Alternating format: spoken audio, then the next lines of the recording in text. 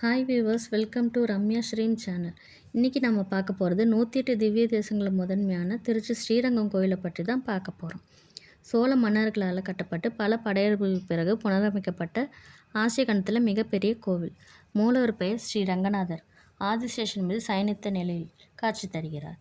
உற்சவர் நம்பெருமாள். தாயார் பெயர் ஸ்ரீ ரங்கநாயகி. ஸ்ரீரங்கம் கோயில் சிலை பிரம்மாவோட தவத்தால் திருப்பார்கடலிருந்து சுயம்புவா தோன்றியது. பிரம்மா நித்திய பூஜை செய்கிறதுக்காக சூரியனை நியமித்தார். பிறகு சூரிய குலத்தில் பிறந்த அரசன் இச்வாக்கு இந்த சிலையை தனது தலைநகரமாகிய அயோத்திக்கு வழிபடுறதுக்காக கொண்டு சென்றார்.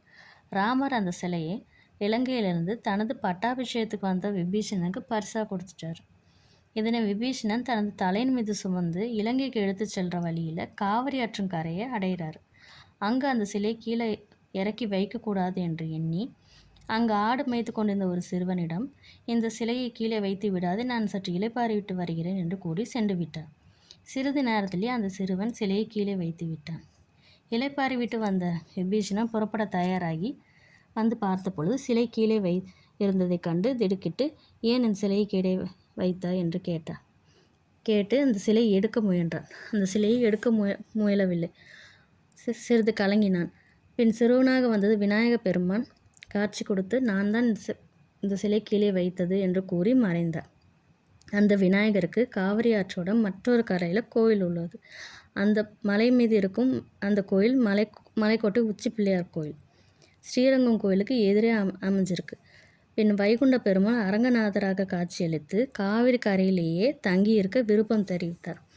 அங்கு சோழ நாட்டை ஆண்டு வந்த தர்மவர்ம சோழன் ஆறுதல் கூறினார். விபீஷணனுக்காக தான் தென் திசை இலங்கை நோக்கி பள்ளி கொண்டருள்வதாக உறுதியளித்தார். பின்னர் தர்மவர்ம சோழன் அந்த சிலையை சுற்றி கோவில் எழுப்பி வழிபாடு செய்தார். பிறகு காவிரி ஆற்றில் வெள்ளப்பெருக்கு ஏற்பட்டு கோவில் மணலால் மூடப்பட்டது.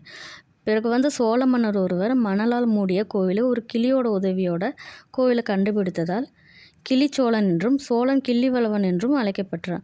அந்த கோயிலை புனரமைச்சு பின்பு அரங்கநாதருக்கு பிரம்மாண்டமான பெரிய கோயிலை கட்டினார் சோழன் கிள்ளிவளவன். அக்கோயிலை தற்போதைய வழிபடும் அரங்கநாதர் கோவிலாக உள்ளது. இத்தலம் பூலோக வைகுண்டம் என்று அழைக்கப்படுகிறது. இத்தலத்தோட தலவிருட்சம் புன்னை மரம். தீர்த்தம் காவிரி தீர்த்தம், சந்திர தீர்த்தம். இந்த கோயிலோட சிறப்பு வைகுண்ட ஏகாதசி பிரம்மோற்சவம் மிகவும் சிறப்பாக நடைபெறுகிறது. இந்த வீடியோ உங்களுக்கு பிடிச்சிருந்தா லைக் பண்ணுங்கள், ஷேர் பண்ணுங்கள், சப்ஸ்கிரைப் பண்ணுங்கள். இந்த பதிவை பற்றின கருத்துக்களை கமெண்ட்டில் சொல்லுங்கள். இரண்டாவது திவ்ய தேசத்தை பற்றி அடுத்த பதிவில் பார்ப்போம். தேங்க்யூ.